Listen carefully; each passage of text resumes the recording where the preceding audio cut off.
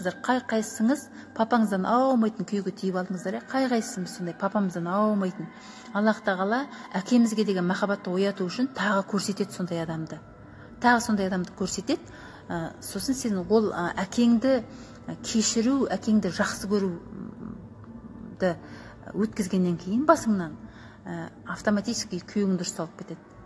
Күйеуіңді қабылдап, күйеуіңмен отношениең дұрысталғаннан кейін ұлың өзімен өзі керемет ұлы болады. Керемет ұлы болады. Алдыңнан шығып, артыңнан шығып көмектесіп жүретін болады. Мен бір күні бір келіншек садикте келерді, бір келіншектің баласы мама деп аты шығып мамасының аяқ киімін бүйтіп беріп жатыр. Мамасының аяқ киімін мамасының алдына қойып жатыр. Қызығып кетті, менің ұлым сөйтпейді, менің ұлым бүйткен наглый, тұра түстіп, кигіз мені деп. Сосын мен ойландым, Майрагүл, что-то не так дедім. Менің папам сондай, мамам бүйтіп тастаған, мен күйеуімді бүйтіп тастағам, дедім. Мен папамның, мамамның алдында бүйтіп шекірейетін үшін папа сөйтіп слишком деді, маманың қадірін білмейді деп ойладым да. Сосын мен түсіндім, мен күйеуімді өзім құтырып, сәлем қыздар, мен күйеуімді өзім құтыртып отырмын, баламды да өзім құтыртып отырмын. Папамды құтыртқан мамам ғой, слишком еркелетіп жүрген. Папамның дым, Ақмарал, Динкова екеуің қатар кірдіңдер. Сосын енді бұл жерде мен баламды күйеуімді де еркелетіп шалқайтып қойдым. Мамамды, папамды шалқайтып қойды. Папамның ешқандай күнәсі жоқ. Папам негізі мамам қандай энергия берді, солай келе жатыр екен. Деп түсіндім деп өзімді де әйел етіп, Айтгүл ханым саламатсыз ба? Сөйтіп бастаған кезде, деді. Содан кейін әкеме деген көп неттім, әкемнің жақсы жақтарын. Мен отырдым да, мен сіздерге бір күні көрсетер, мен әкем туралы пост жаздым. Отырдым да, әкемнің бүкіл жақсы жақтарын мен әкем туралы пост жаздым. Постты бәрі көреді, әкем де көреді, анам да көреді. Әкем туралы пост жаздым. Мен сол посттан кейін менде вообще вау болдым. Мен сразу күйеуімде, баламның да қырсықтығы кетіп қалды. Көрдіңдер ме қыздар, қандай волшебство. Аллах тағала сонда біздің өмірімізді дұрыстау үшін алдымызға солай баламыздан көрсетіп тұр. Беткен кекірейген ұлды алдыма қойып қойды, кекірейтіп қойды менің алдыма. Потому что мен ойладым, папам кекірейіп атқан адам деп, кекірейіп қалған, мамамның қадірін білмейді деп ойладым. Сол қыздар, енді ниетке байланысты дейді. Мысалға қыздар келіп алып, қайын жұртқа келіп алып, қайнапаға ренжіп, сіңліге ренжіп, енеңе ренжіп, атаңа ренжіп. Ақмарал сәлем. Ақмарал кірді. Сөйтіп жүрсек, онда жүре береміз. Ал біз кең болуымыз керек. Біз ниеттенеміз. Сенің енеңе или қайнапаңа күйеудің көкірегіне нан пісе берсін. Көкірегіне нан да пісе береді. Ішінде біздің берген махаббатымызды тола береді. Ақнұр үйленгендеріңе 5-7 жыл болды ма, 10 жыл болды ма? Тез ашуланба, неге ашуланасың? Тез ашуланба. Сабырлы бол, я сабур деп. Ақмарал сәлем, қалайсың? Ақмарал, сен маған жекеге шық деп едім, шықпай жүрсің ғой. Өте сен ұяңсың, қой шықшы бол жекеге. Қал жағдайыңды білейін. Өткенде деп айттым ғой прямой эфирде саған, жекеге шық деп. Сонда мысалға ата 9 жыл нормально. Өзіңнің ойыңды кішкене өзгертіп жіберу керек, сосын жақсы болады. Сен мына вебинарға қатыстың ба, Ақнұр? Қатыспасаң хабарлас. Аудио жазып алды қыздар. Қыздарға попросит етім, аудио жазып алыңдаршы деп. Қайта-қайта өздерін тыңдаңдаршы сосын деп. Мысалға ниет білдіріңдер, атаң жаңағы атаны келтірейік те, который ертең сен тыңдайсың ғой, который атаң жаңағы балшықпен басып төрге дейін кіретін. Сол баяғы көршіңнің несін қайталап тұр, жек көрген көршіңді атаң қайталап тұр. Енді сен атаңа не керек екенін білесің. Атаңның арманы мотоцикл міну ме? Атаңның қатыса қойшы, қатысқан хабарлашы, Ақнұр. Атаңның арманы Меккеге бару ма? Қалайсыз, кешегі көріп үлгерейін десем, мында кіріпсіз ғой. Соны көре бершейші үлгергенше, сосын мынанды көресің ғой деп тікелей эфирде болғым келіп отырмын. Ағайырқы, если что, нені жазып жатыр қыз, жазып алдық дейді біреу. прямой эфирді голосовой жазып жатыр. Жаңағы дуго декодермен жазуға память алады, сол голосовой жазсаңыздаршы дедім ғой. Простите қыздарға, өзім жазуға үлгермедім. Сен атаңа не керек екенін білесің ғой, болмаса оның арманы Меккеге, бірақ енді ішіп жүрген адам Меккеге бармайды ғой. Қандай арманы бар, сол арманды білесің ғой, сол арманын болмаса сен былай деп ниет ет. Атаңның арманы хотя бы Көкшетауға бару керек болса, я Алла, мен атамды Көкшетауға қыдыртуға ниет еттім, Аллах тағала маған мүмкіндік берші, маған соған жетейінші деп жақсы ниет жаса, и сол сенде получится, даже может одан да үлкен нәрсе жасауға.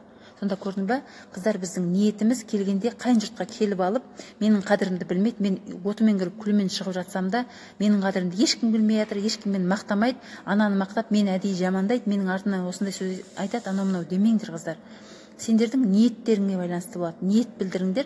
Аллах тағала сенің ниетің, ол адамның ниеті қандай болған, шаруаң жоқ, шаруаң болмасын, ол адам не разбирайды ешкімді.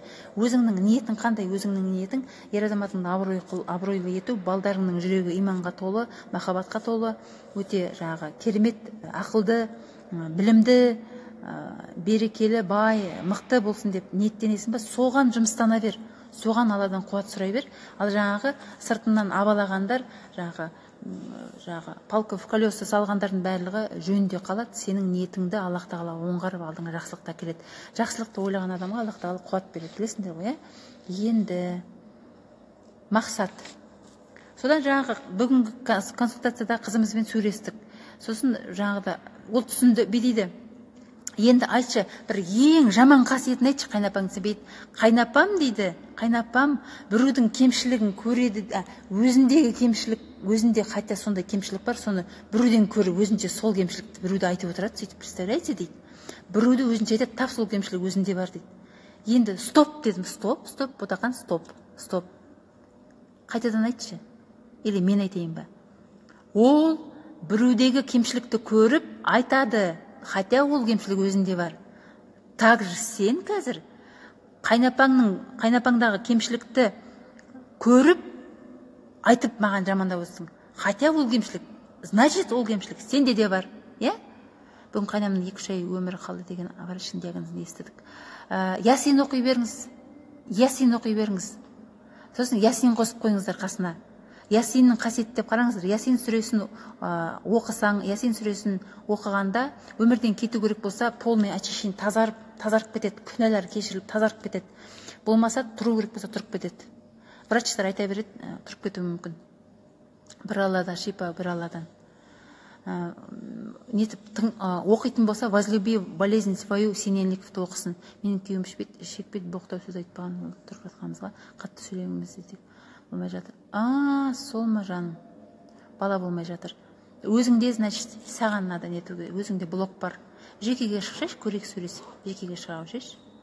Жекеге не жаза ғой, текстпен жазда бір голосовой жібер, Так, мен неге келдім?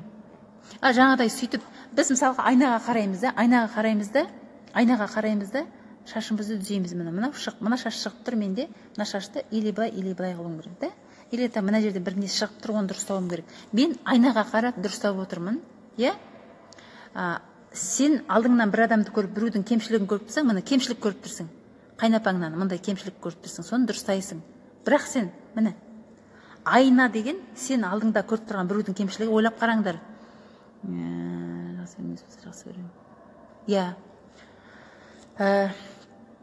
Мысалға, любой адамның бір нәрсені көріп тұрсаң, ойла.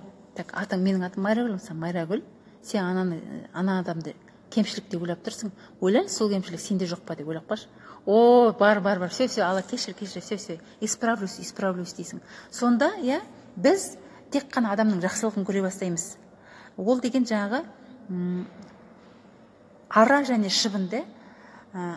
Ара тек қана гүлге қонып, гүлдің тозаңын алады да, күйеуің боқтап сөйлесе, сен сыртынан қарғап жүресің, сыртынан ренжіп, ыдыс жуып жүріп, пол жуып жүріп, оңбаған, мені сөйтті, бүйткенді бүйтті, өткенді бүйтті, мен айтып едім, мен айтқанын жасап алады, мені мақтамайды, өзі істеген сияқты сөйтеді, бүйтеді, надоело бірдеңе, менің қадірімді білмейді, ананы алып бермейді, мен сол киесін деп соны алып берем, балдарға да бүйтем, өзіме алып береді шығар деп сөйтіп жүресің ғой, сонда ол боқтайды. ішіңнен сөйтіп сондай энергия жібергенде күйеу боқтампаз болады. Ішіңнен сөйтіп жүретін болсаң, қатты ренжи беретін болсаң, иә. Так, қыздар сұрақ қоймай тұратындаршы, иә. Мен үзіліп қалды ойым.